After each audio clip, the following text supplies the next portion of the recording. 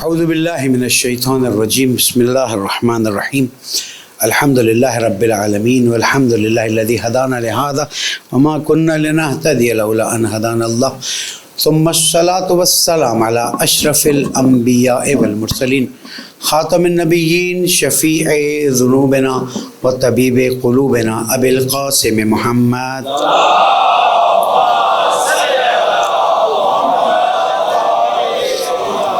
اہل بیت الطیبین الطاہرین المعصومین المظلومین الذین اذہب اللہ عنہم الرجس وطہرہم تطہیرا۔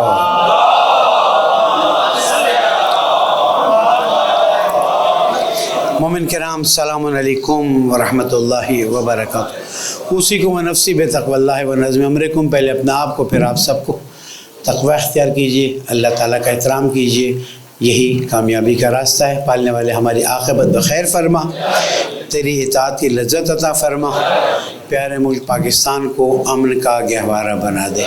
درود پڑھ دے محمد وآلہ۔ مومن کرام، ایام ولادت راہیان کربلا امام حسین علیہ السلام، حضرت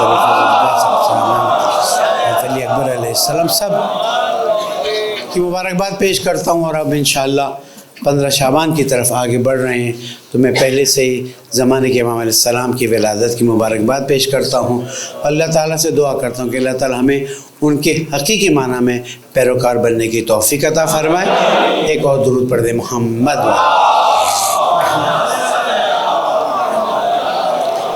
اسی مناسبت سے زندگی رہی تو آج اور پھر آئندہ جمعے کو خود حضرت امام علیہ السلام اور غیبت اور مہدویت پر مختصر گفتگو کروں گا، اس لیے کہ یہ عقیدے کے ہمارے لازمی جز ہیں۔ امامت ہمارے عقیدے کی بنیادوں میں سے، اور غیبت ہمارے عقیدے کے لازمی جز میں سے، اور حضرت امام مہدی کا ظہور کرنا بھی ہمارے عقیدے کے لازمی جز میں سے۔ آج کل درود تھوڑی ہلکی پھلکی ہو رہی ہے، تھوڑی بھرپور ہے۔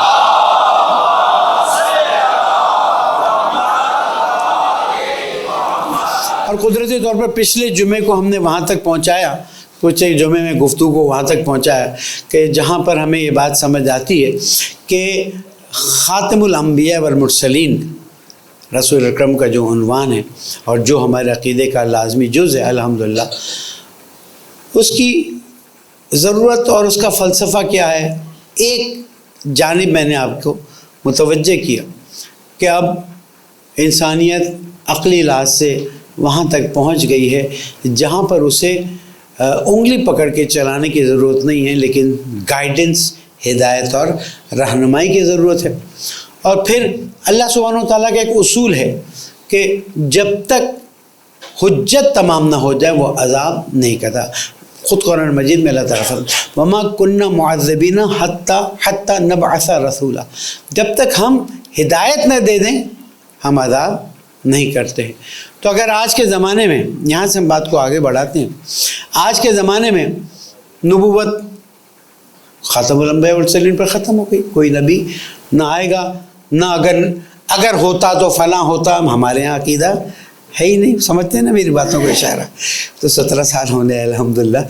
تو اب سوال یہ پیدا ہوتا ہے کہ حجت الہی سے زمین خالی نہیں ہو سکتی ہے، تو ہم ڈٹ کے یہ بات کہتے ہیں۔ دیکھیں ایک چیز واضح کر دوں، حضرت امام مہدی علیہ السلام کے آنے کا عقیدہ،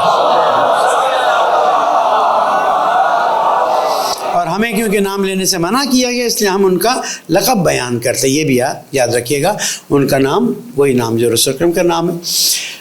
تو ان کے آنے کے بارے میں مسلمان متفق ہیں،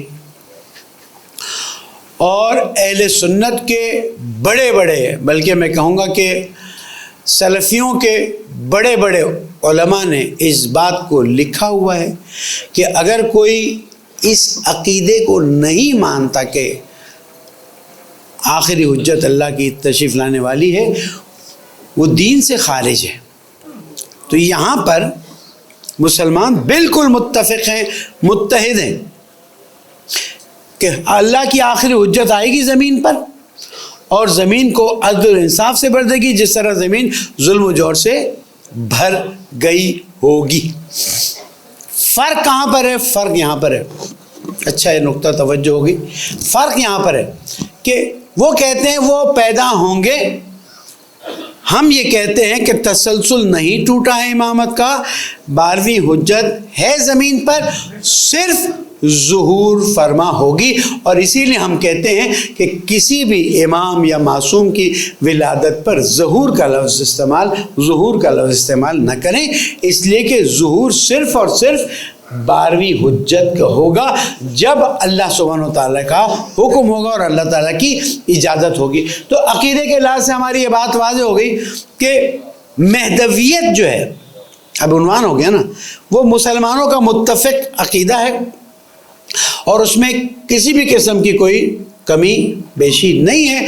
فرق یہ ہے کہ جو ہیں وہ پیدا ہوں گے یا پیدا ہو چکے ہیں۔ ہم یہاں سے بات کو آگے بڑھاتے ہیں اور سورہ نور کی آیت نمبر 55 کو آپ کی خدمت میں پیش کرتے ہیں، جس میں اللہ تعالیٰ فرماتا ہے وعد اللہ الذین آمنوا منکم وعملوا الصالحات ليستخلفنهم في الارض كما استخلف الذین من قبلهم وليمكنن لهم دینهم الذی ارتضى لهم وليبدلنهم من بعد خوفهم امنا یعبدوننی لا یشرکون بی شیئا ومن کفر بعد ذلك فاولئک هم الفاسقون۔ سورہ نور آیت نمبر 55، اللہ تعالیٰ فرماتا ہے وعد اللہ الذین آمنوا منکم وعملوا الصالحات، تم میں سے جو ایمان لائے اور اچھے کام کیے۔ پتہ چلا ایمان لانا کافی، جیسے کہ ایمان لانے کے بعد بھی دل میں جھول پڑ سکتا اور پڑا ہے، اور تاریخ میں ہمیں ملتا ہے کہ رسول پر ایمان لانے والے مولا کائنات کے مقابلے میں کھڑے رہے ہیں، صلی اللہ علیہ وسلم وغیرہ وغیرہ، جس کی بات ہوتی رہے گی۔ اللہ تعالیٰ فرماتا ہے وعدہ کیا ہے کن کے ساتھ؟ کس نے کیا وعدہ؟ اللہ نے۔ کس کے ساتھ؟ ان لوگوں کے ساتھ جو ایمان لائے اور عمل صالح کیا۔ عمل صالح کے بغیر ایمان کافی نہیں ہے۔ لَيَسْتَخْلِفَنَّهُمْ فِي الْأَرْضِ، کہ خلافت ملے گی، دی جائے گی، كَمَا اسْتَخْلَفَ الَّذِينَ مِن قَبْلِهِمْ، جس طرح پہلے زمین کی خلافت دی گئی ہے۔ وَلَيُبَدِّلَنَّهُم مِّن بَعْدِ خَوْفِ أَمْنًا، معذرت کے ساتھ كَمَا اسْتَخْلَفَ الَّذِينَ مِن قَبْلِهِمْ وَلَيُمَكِّنَنَّ لَهُمْ دِينَهُمُ الَّذِي ارْتَضَىٰ، جو دین اللہ سبحانہ وتعالیٰ نے پسند کیا ہے وہ دین ان کے لیے نافذ کیا جائے گا۔ یہاں سٹاپ لگاتے ہیں۔ دین اللہ تعالیٰ نے بھیجا، ہمارا پچھلا خطبہ کنٹینیوشن قدرتی طور پہ بن گئی، 27 رجب کی بات کر رہے تھے، کنٹینیوشن بن گئی۔ حضرت آدم سے دین چلا، ختم نبوت پہ دین، الیوم اکملت لکم دینکم واتممت علیکم نعمتی ورضیت لکم الاسلام دینا، کمپلیٹ ہو گیا۔ اب یہ کامل دین آگے بڑھ رہا ہے۔ اللہ تعالیٰ فرماتا ہے تمہیں زمین پہ وہ دین ثابت کرتے دیا جائے گا جو اللہ کو پسند ہے۔ ابھی تک ہوا ہے حضور اکرم ٹوٹل کتنے سال تبلیغ سے پہلے 40 سال، فکر کی نہ کریں، 40 سال تبلیغ سے پہلے، 13 سال مکہ، 10 سال مدینہ، دین کامل نافذ ہوا، دین نازل ہو گیا، نافذ نہیں ہوا۔ مسلمانوں سے سوال کریں گے کہ دین تو نافذ نہیں ہوا، اس کے بعد کسی خلیفہ میں کہ کو موقع ملا کہ دین کو نافذ کرے؟ نہیں۔ ہم اپنے سے سوال کرتے کسی امام کو موقع ملا؟ نہیں ملا، اس میں بھی کوئی اختلاف نہیں۔ تو وہ کیسا دین ہے جس کو بھیجنے والا اللہ ہے، اور دین کے نافذ ہونے کی شرط ہے۔ میری بات کو بہت غور سے سنیے گا، اور شکر خدا کا کہ الحمدللہ خطبہ بہت دور تک پہنچتا ہے، اور پھر اعتراضات بھی آتے ہیں، سوالات بھی آتے ہیں، تنقید بھی آتی ہے، اور اچھا لگتا ہے۔ میں سب کا شکریہ ادا کرتا ہوں، اس سے ظاہر ہے مجھے الرٹ رہنا پڑتا ہے، ایک ایک لفظ کو سنبھال کے پڑھتا ہے۔ بس اتنا بتانا، وہ دین جو اللہ نے، یہ جو سورہ نور کی آیت 55 ہے، یہ تو کہہ رہی ہے، اللہ فرما رہا ہے میں اس دین کو یہاں پر نافذ کروں گا۔ کیا فرماتا ہے اللہ تعالیٰ؟ وَلَيُمَكِّنَنَّ لَهُمْ دِينَهُمُ الَّذِي ارْتَضَىٰ لَهُمْ، جو دین پسند کیا گیا اس سے 1400 45 سال ہو گئے ہیں, 1444 گزر گیا. ہاں, دین پوری طرح نافذ نہیں ہوا. پھر بول رہا ہوں, دین پوری طرح نافذ نہیں ہوا. اور دین کے نفاذ کی 2 شرطیں, نمبر 1 عقل, نمبر 2 اختیار. شمشیر سے دین نافذ نہیں ہوتا. سوالات بعد میں کر لیجیے گا مجھ پہ, واٹس ایپ پہ بھیج دیجیے گا, فیس بک پہ بھیج دیجیے گا, سمجھا دوں گا. دین جبر سے نافذ کر بھی دیا جائے تو قبول نہیں ہے. تو اب انسانی عقل یہ نتیجہ لیتی ہے کہ یا تو دین کو کاملاً نافذ ہونا ہوگا, یا پھر دین, آگے کہہ سکتا ہوں کچھ میں, یہ تو مان نہیں سکتا کہ دین ناکام ہے, نعوذ باللہ, یا دین ناقص ہے, استغفر اللہ. پھر سے کہوں, دین ابھی تک کامل نافذ ہوا ہے؟ نہیں ہوا. اب ہونا چاہیے, یس. نہیں ہوگا تو کیا ہوگا؟ نہیں ہوگا تو یہ ہوگا, کہا جائے گا نہ دین کامل تھا, نہ استغفر اللہ لانے والے استغفر اللہ کامل تھے. تو ناقص چیز کے پیچھے جانے کا فائدہ ہی, ہم کیوں کہتے ہیں امام کے پیچھے جاؤ؟ اس لیے کہ غیر امام کے پیچھے جانا جو ہے معنی نہیں رکھتا. اطاعت صرف امام کی, یا جس کو قرآن نے کہا اولی الامر کی. تم جس کی تعریف کرو, ہمارا اس سے تعلق نہیں. ہمیں جو آفیشیل تعریف ملی ہے ہم اس کے پیچھے جائیں گے. لیکن دین آج تک, پھر میں گھما رہا ہوں بات کو, تیسری بات, دین آج تک کمپلیٹلی زمین پر نافذ نہیں ہوا ہے. اگر نافذ نہ ہوا اور قیامت آ گئی تو قیامت میں دین والوں پر, دین لانے والوں پر انگلی اٹھے گی. اس لیے ضروری ہے قرآن کی آیات کے مطابق اور انسانی عقل کے چیلنج کے مطابق کہ کوئی زمانہ ایسا آنا چاہیے جب دین زمین پر پوری طرح سے نافذ ہو, لیکن اپنی شرائط کے ساتھ. انسان روزہ رکھے اپنے اختیار سے, سجدہ کرے اپنے شوق سے, اللہ کا احترام کرے اپنے دل سے. اگر وہ نہیں ہوا تو دین پر انگلی اٹھ جائے گی. زندگی رہی تو آئندہ جو میں بھی بتاؤں گا, آج بھی مجھے کوئی جلدی نہیں ہے. اس لیے ضروری ہے کہ ایک زمانہ ایسا آئے جب قرآن مجید کی اس اور باقی آیت, سورہ مثلا قصص کی آیت نمبر 5, وَنُرِيدُ أَن نَّمُنَّ عَلَى الَّذِينَ اسْتُضْعِفُوا فِي الْأَرْضِ وَنَجْعَلَهُمْ أَئِمَّةً وَنَجْعَلَهُمُ الْوَارِثِينَ. ان کو ہم نے امام بھی بنانا ہے اور ان کو ہمیں وارث بھی بنانا ہے. قرآن کی آیت کو تم جھٹلا دیتے ہو. وہ پیچھے لکھا تھا علی وارث, وہ لکھا نہیں ہوئے اللہ وارث. اللہ مالک, اللہ کس کا وارث ہے؟ اللہ مالک, نبی حاکم, علی درود پڑھتے ہیں محمد والے.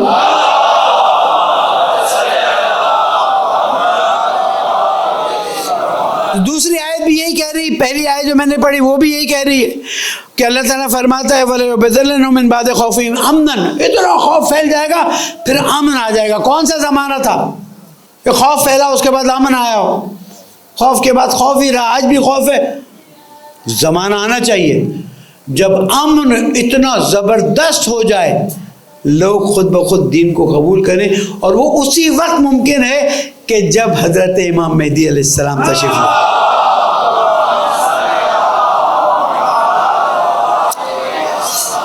اور وہاں پر دین کو جبر کے بجائے دلیل کے ساتھ پیش کیا جائے اور لوگ اسے قبول کریں, لوگ اسے تسلیم کریں اور اللہ کی بندگی میں داخل ہو جائیں. یا سورہ انبیاء آیت نمبر 105, وَلَقَدْ كَتَبْنَا فِي الزَّبُورِ مِن بَعْدِ الذِّكْرِ أَنَّ الْأَرْضَ يَرِثُهَا عِبَادِيَ الصَّالِحُونَ. ہم نے زبور میں پہلے سے لکھ دیا, آسمانی کتابوں میں سے, یہ جعلی نقلی نہیں, اصلی. أَنَّ الْأَرْضَ يَرِثُهَا عِبَادِيَ الصَّالِحُونَ. زمین جو ہے اس کا وارث میرے صالح بندے ہوں گے. ابھی تک ہوا ہے؟ نہیں ہوا. 3 آیتوں نے ہمیں واضح کر دیا کہ ابھی تک یہ چیزیں نہیں ہوئی ہیں. اب اگر یہ چیزیں نہیں ہوتی ہیں تو قرآن کی بات کامل نہیں ہوتی ہے، رسول کی بات کامل نہیں ہوتی ہے، اللہ کی بات کامل نہیں ہوتی ہے، تو یہ تو ہو نہیں سکتا ہے کہ اللہ کی بات کامل نہ ہو، رسول کی بات کامل نہ ہو، قرآن کی بات کامل نہ ہو۔ اس کا مطلب یہ ہے کہ اب ایک زمانہ ایسا آئے گا جب اللہ کا وہ صالح بندہ جو زمین کو عدل و انصاف سے بھر دے گا وہ تشریف لائیں گے اور قرآن کی تعلیمات کی بنیاد پر دین کو پھیلائیں گے۔ اب میری پچھلے جمعے کی بات کو ملاتا ہوں، انسانی عقل کمال کے اس مرحلے پر پہنچ جائے گی۔ الکافی کی حدیث کو پھر دہراتا ہوں، انسانی عقل کمال کے کچھ مرحلے کے نیچے ہوگی، وہاں پر پہنچے گی، اللہ سبحانہ و تعالیٰ اپنا ہاتھ پھیرے گا، انسانی عقل کامل ہو جائے گی۔ اب لوگ زمانے کے امام کے پاس آئیں گے، سوال کریں گے اور امام کا جواب لے کر سیٹسفائی ہو کر چلے جائیں گے، اور خود بخود دین میں داخل ہونا۔ آپ کے پاس چھوٹی سی مثال اس وقت دین میں داخل ہونے والی کیا ہے؟ چھوٹی سی مثال یہ ہے، فلسطین پہ حملہ ہوا، کوئی مدد کو نہیں پہنچا، وہ پہنچے کہ جو مشکل کشا کے، اب تو اتنی تو خاموشی اچھی نہیں لگتی نا، مشکل کشا کے ماننے والے، اور اس مشکل کشا کے ماننے والوں نے بتا دیا کہ جب دین پر وقت آتا ہے تو یا کربلا ہوتی ہے یا پھر فلسطین ہوتا ہے۔ کربلا کا رتبہ تو بہت اونچا ہے، لیکن مثال تو نہیں جا سکتی ہے نا کہ اس کا ایک چھوٹا سا ذرہ کہ جناب کوئی پرواہ نہیں ہے، وہ دوسرے خطبے میں آ جائے گی بات۔ تو یاد رکھیے گا، یہ دین کمال کی طرف جائے گا، اس دین کا لازمی حصہ امامت ہے۔ امامت کے عقیدے میں تزلزل پیدا نہ ہونے دیجیے، اور امامت کا عقیدہ صرف نعروں کے ذریعے نہیں ہے، صرف واہ واہ کے ذریعے نہیں ہے۔ پھر میں کہہ دوں بعض ایسے قصیدے جس کا امام اور امامت سے کوئی تعلق نہیں ہے اس کے ذریعے نہیں ہے، تعریف وہ ہے جو رسماً اللہ نے کی ہے، جو رسول نے کی ہے، اور جو ائمہ معصومین نے کی ہے، اس کے علاوہ تم اپنی طرف سے تعریفیں بنا لاؤ اور اپنی طرف سے قصیدے لکھو۔ سنے میں نے لوگوں نے بھیجے مجھے، کہ اس میں تعجب کرتا ہوں، جس عقیدے امامت کو اللہ نے بیان کیا، رسول نے بیان کیا، تم آ کر اس کو کس پیرائے میں لے جا رہے ہو؟ نہ دین اسے قبول کرتا ہے، نہ اللہ اسے قبول کرے گا، نہ رسول اسے قبول کرے گا، نہ کوئی امام اسے قبول کرے گا، اور جب وہ نہیں قبول کریں گے تو ہم بھی اسے قبول نہیں کریں گے۔ اتنی آہستہ سے ہم بھی اسے قبول نہیں کریں گے۔ تم واہ واہ کرانے کے لیے کہاں سے کہاں کیا چیزیں لے آتے ہو؟ جب تک تم سرٹیفائیڈ چیزیں نہیں بیان کرو گے ہم واہ واہ کرنا غلط سمجھیں گے۔ روک دیجئے وہ واہ واہ کرنے کو جس کا امامت سے کوئی تعلق نہیں ہے۔ میں بولنا نہیں چاہتا یہاں پر مثال، پھر کسی کو برا لگ جائے گا، لیکن چیزیں آپ مجھ سے بہتر سمجھ رہے ہیں اس وقت۔ امامت کے نام پر کیا کیا چیزیں چلائی جا رہی، ولایت کے نام پر کیا کیا چیزیں چلائی جا رہی، پھر جو چیزیں اور اس میں ڈالی جا رہی ہیں اور جو لایا جا رہا ہے، میں تو سمجھتا ہوں کہ اب اس سازش کو تیز کر دیا گیا ہے تاکہ امامت اور ولایت کی جو تعلیم کربلا میں دی گئی ہے اسے کمرنگ کر دیا جائے۔ ہمارے ذہنوں کو امامت پہ رکھا جائے، لیکن امام اور امام کی شخصیت کو ہم اس طرح سے دیکھیں۔ ائمہ معصومین کے معجزے موجود ہیں، ائمہ معصومین کے اقوال موجود ہیں، ائمہ معصومین کے طریقہ کار موجود ہیں۔ اب اس میں ہمیں مرچ مسالہ ڈال کر زیادہ بڑھانے کی ضرورت نہیں ہے۔ امام جعفر صادق علیہ السلام سے سوال کیا گیا، مولا ہم جب آپ کے پاس آتے ہیں اور آپ کی باتیں سنتے ہیں، آپ کی شخصیت دیکھتے ہیں تو ہمارا ذہن کہیں اور چلا جاتا ہے، جب ہم باہر جاتے ہیں تو کچھ اور ہو جاتا ہے، ہم کریں تو کیا کریں، ہم سمجھے تو کیا سمجھے۔ امام نے ایک جملہ کہہ دیا، اتنا جان لو، اللہ سے نیچے انسانیت سے اوپر۔ انسان ہے لیکن انسانیت سے اوپر، اس لیے کہ اولی الامر اللہ نے بنایا، اور اولی الامر کو ہم فالو کرنا واجب سمجھتے ہیں. پالنے والے دعاؤں کو قبول فرما, پریشانیوں کو دور فرما, پیارے ملک پاکستان کو ہم کا گہوارہ بنا دے, ہماری حاجاتوں کا روا فرما, عبادت کی لذت عطا فرما, بیماروں کو شفا کامل عطا فرما, بے گناہ اسیروں کو آزاد فرما. پالنے والے تجھے محمد و آل محمد کا واسطہ 15 شعبان آ رہی ہے, ہم میں سے کسی کو بھی محروم مت فرمانا. پالنے والے اپنی رحمتوں کو ہم پر نازل فرما دے, ہماری مشکلات کو آسان فرما دے, زمانے کے امام کو راضی فرما, ان کے ظہور میں تعجیل فرما. بسم اللہ الرحمن الرحیم. والعصر ان الانسان لفی خسر الا الذین آمنوا وعملوا الصالحات وتواصوا بالحق وتواصوا بالصبر. صدق اللہ العلی العظیم.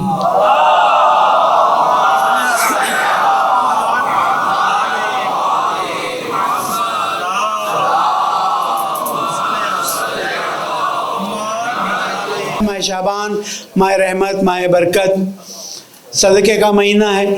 جتنا ہو سکے صدقہ دیجئے, جتنا ہو سکے اللہ سے نزدیک ہوئیے. روزہ رکھ سکتے ہیں روزہ رکھیے, درود شعبانیہ پڑھیے, مناجات شعبانیہ پڑھیے. سیاستیں چلتی رہیں گی, ریاستیں آتی رہیں گی جاتی رہیں گی. فرعون نہیں رہا تو فرعون جیسے کہاں رہیں گے؟ نہ فرعون رہا نہ فرعون جیسے کہاں رہیں گے. تو ہم ان چیزوں کے پیچھے تھوڑا تھوڑا جو ہمارا فرض ہے وہ ہم نے کیا ہے اور ہم کرتے رہیں گے, لیکن اس سے زیادہ اپنا ٹائم درود میں گزاریے, اپنا ٹائم استغفار میں گزاریے, اپنا ٹائم شکر میں گزاریے, اپنا ٹائم اللہ کی یاد میں گزاریے, اس لیے کہ یہ رہ جانے والے اس کا پتہ نہیں ہے. جو کچھ ہو رہا ہے آنکھیں پھاڑ کے دیکھیے, منہ بند کر کے دیکھیے, کان بند کر کے, اس لیے کہ جو دیکھ رہے ہیں وہ حقیقت ہے, جو سن رہے ہیں اس کا پتہ نہیں ہے.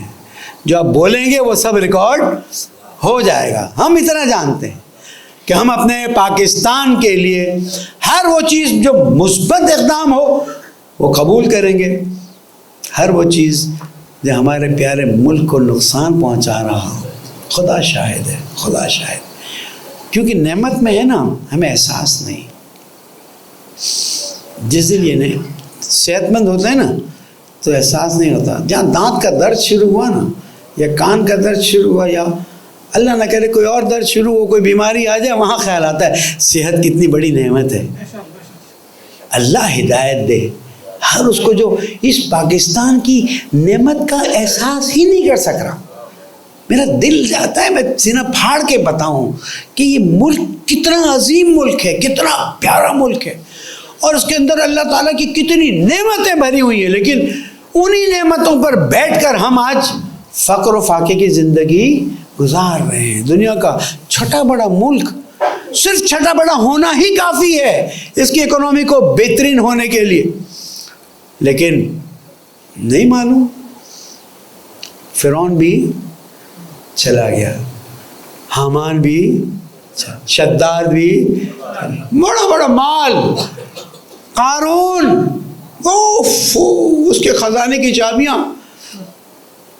پتہ نہیں کتنے اونٹ لے کے چلتے تھے. ایک بار زمین کو لی اور دھس گئے. کل نفس امر معروف کرنا, نہیں انل منکر کرنا میرا وظیفہ ہے, لیکن مجھے اپنی قوم کے احترام کو بھی باقی رکھنا ہے. بہت جلدی جلدی بھاگنا مت شروع کیجیے, آہستہ آہستہ, ہولے ہولے ہولے ہولے آپ کو چیزیں سمجھ آئیں گی, نظر آئیں گی. اور حق کی پہچان کے لیے صرف اپنے دل کی طرف توجہ کرنا ضروری ہے. اپنے دل سے پوچھیں, ان الانسان علی نفسہ بصیرہ ولو القی معاذیرہ. انسان کو اپنے عمل کے بارے میں بھی اور حق کے بارے میں, کیا کربلا میں جو سامنے آئے تھے انہیں پتہ نہیں تھا کہ حق کس طرف ہے؟ جو صفین میں سامنے آئے تھے انہیں پتہ نہیں تھا حق کس طرف ہے؟ تھا یا نہیں تھا؟ پتہ تھا, پتہ تھا, پتہ اور اب پتہ ہے. جلدی مت کیجیے اور یہ جان لیجیے کہ آپ نے اللہ کو جواب دینا ہے. اگر آپ کو سمجھ نہیں آتی دوسرے سے پوچھ لیجئے, دوسرے سے سمجھ نہیں آتی وشاورہم فی الامر, مشورہ کرو امور میں, فاذا عزمت فتوکل علی اللہ. میرا یہ ممبر ہمیشہ نہیں رہنے والا ہے, جتنی زندگی ہے اتنا یا اس سے پہلے جو اللہ کو منظور. میں نے اپنا وظیفہ پورا کیا تو وہاں پر سکون سے جاؤں گا. نہیں پورا کیا، ٹائم ویسٹ کیا، آپ کا 1 منٹ ویسٹ کیا. مثلا 1200 یا 1500 لوگ اگر آ رہے ہیں خطبہ سننے میں اور بعد میں بھی کچھ لوگ سن لیتے ہیں تو اس ہر منٹ کا جواب تو مجھے دینا ہے نا. تو آپ کو بھی اپنے منٹ کا اور دوسروں کے منٹ کا جواب ہوش کے ناخن لیجئے. ملک کے ساتھ کھلواڑ مت کیجیے. 15 شعبان کے اعمال بھرپور طریقے سے انجام دیجیے. دعا کیجیے اپنے لیے، اپنے ملک کے لیے، دوسروں کے لیے اور فلسطین کے لیے. اب دیکھیے دنیا کا عجیب طریقہ، سیلاب آیا، مہینہ 15 دن 40 دن بھول گئے بیچارے سیلاب والے، آج بھی پریشان ہیں، کوئی پوچھنے والا نہیں. فلسطین کا مسئلہ آپ کو اندازہ ہے، کل ہاسپٹل سے مریضوں کو کھینچ کے نکالا جاتا ہے اور پھر اس پہ بمباری کی جاتی ہے. اور ہم آج انسانیت کے وہ کھاتے ہیں، وہ گیت گاتے ہیں، ہیومینیٹیرزم، پتہ نہیں انسانی حقوق. کہاں ہیں یہ لوگ؟ ایوریج ایک مسجد ہندوستان میں گرائی جا رہی ہے ویکلی. مدرسہ گرا دیا گیا، راتوں رات نکال کے گرا دیا گیا. میں جناب اس بدبخت ہندو کو بلا کے اپنے ملک میں ٹیمپل کا افتتاح کرا رہا ہوں. خدا شاہد قیامت میں ہمیں کیا کیا دیکھنا پڑے گا مجھے نہیں معلوم. میں عرض کرتا چلوں، یہ فلسطینیوں کے معاملے میں جو بھی کوتاہی کر رہے ہیں، حتیٰ میں جواب دیں مولانا ہم کیا کریں؟ نہیں کر سکتے کچھ، آواز تو اٹھا سکتے ہو. ایک ٹویٹر پہ ٹرینڈ چلتا ہے، پوری دنیا ہلنے لگتی ہے، آپ کہتے ہیں میرے کیا ہوگا، قطرہ قطرہ دریا بنتا. اگر آواز اٹھانے سے نتیجہ نہ ہوتا تو اس کا مطلب ہے کربلا بے معنی تھی. 72 لوگ، اور تم زیادہ کہہ دیتے ہو. کتنے کہتے ہو؟ 125 کہتے ہو، بس 10 لاکھ تو نہیں کہتے نا، 5000 بھی نہیں کہتے نا. ہم 72 کہتے، تم 100-125 کہہ دیتے ہو. اس سے زیادہ فرق تو نہیں، اس سے زیادہ فرق ہے. ان 72 لوگوں نے اسلام کو ایسا بچایا کہ آج تک کوئی فرعون اسلام کی حقیقی شکل اور جعلی شکل کو مکس نہیں کر سکا. اس لیے فلسطین کے مسئلے میں جوانوں اپنی ڈیوٹی پوری کرو. خاموش رہنا حسینیوں کا شیوا نہیں ہے. اب میں ابھی سے کہتا ہوں یوم قدس کی تیاری کیجیے اور اس طرح بھرپور یوم قدس کیجیے کہ دنیا کو پتہ چلے کہ ہم فلسطینی مظلوموں کو نہیں بھولے ہیں. اس لیے کہ قرآن کا حکم ہے کہ ان کی مدد کرو. پتہ نہیں میرے ملک والے کیا کر رہے ہیں، دوسرے کیا کر رہے ہیں. عزیزان گرامی، ماہ رمضان نزدیک آ رہا ہے. مہنگائی کا جن اس سے زیادہ تیزی سے نزدیک آ رہا ہے. صاحبان استطاعت سے درخواست کرتا ہوں وَأَنفِقُوا مِمَّا رَزَقْنَاكُم مِّن قَبْلِ أَن يَأْتِيَ أَحَدَكُمُ الْمَوْتُ فَيَقُولَ رَبِّ لَوْلَا أَخَّرْتَنِي إِلَىٰ أَجَلٍ قَرِيبٍ. اللہ کی راہ میں دے دو جو ہم نے تمہیں دیا ہے، اس سے پہلے کہ تمہاری موت آئے، اس سے پہلے کہ تم میں سے کسی کی، تم اپنا مال مت دو. اللہ کہتا ہے اپنا مال تو ہم اپنے پاس رکھو. اللہ میرے پاس میرا ہے کیا؟ میری آنکھیں بھی ہیں تو تو نے دی ہے، میرا سانس بھی ہے تو تو نے دیا ہے. اس کا مطلب ہے جو بھی اللہ کا دیا ہوا ہے آپ سمجھتے کہ یہ اللہ کا ہے، اس میں سے کچھ نکال کے جلدی الگ کریں. اس لیے کہ ماہ رمضان میں آپ کو لوگوں کی مدد کرنی ہوگی، کرنا چاہیے. نہیں کرنا وہ آپ کی مرضی ہے. نصیحت کرنا، گائیڈ کرنا ہمارا کام ہے. سب سے پہلے اپنے رشتہ دار، اس کے بعد اپنے پڑوس، اور پھر اگر نہیں ہے تو باقی جو تنظیمیں ذمہ داری سے کام کرتی ہیں ان تک پہنچائیں. ماہ رمضان سے پہلے بات کر رہا ہوں آج میں. کیوں؟ اس لیے کہ جو حالات میں دیکھ رہا ہوں، آپ بھی دیکھ رہے ہیں. میں کبھی یہ کہتا ہوں میں دیکھ رہا ہوں کا مطلب نہیں کہ میں بڑا ایکسپرٹ ہوں، مطلب یہ کہ آپ بھی دیکھ رہے ہیں. لیکن کیونکہ ممبر ہے میرے پاس، بیان کرنا میرا وظیفہ ہے. ابھی سے الگ کرنا شروع کر دیں اور تیاری شروع کر دیں. ایسا نہ ہو کہ میرے دسترخوان پہ تو سحری اور افطاری کے لیے 2 3 4 ڈشیں ہوں اور کچھ لوگ بالکل نمک اور روٹی سے بھی افطار اور سحر نہ کر سکتے ہوں. اس لیے کہ اللہ سبحانہ و تعالیٰ سمیع بھی ہے، بصیر بھی ہے.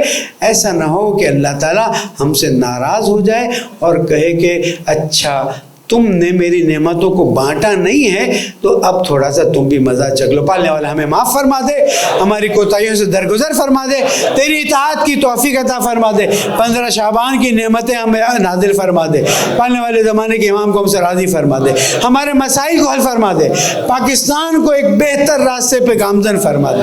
اے رب العزت فلسطینیوں کی مدد فرما، پریشان حالوں کی پریشانی کو دور فرما. اے رب العزت جو مظاہرے ہو رہے ہیں ان کے مسائل، جو مظاہرے کرنے والے ان کے مسائل کو حل کرنے میں ہماری مدد فرما. اے رب العزت تجھے محمد والے محمد، بہت سے لوگ بیمار ہیں، مقروض ہیں، بے روزگار ہیں، ان سب کی مشکلات کو آسان فرما دے. ہمیں اپنے وظیفے پر عمل کرنے کی توفیق عطا فرما. زمانے کے امام کو راضی فرما دے، ان کے ظہور میں تعجیل فرما دے. بسم اللہ الرحمن الرحیم. اذا جاء نصر اللہ والفتح ورأیت الناس يدخلون فی دین اللہ افواجا فسبح بحمد ربک واستغفرہ انہ کان توابا. صدق اللہ العلی العظیم.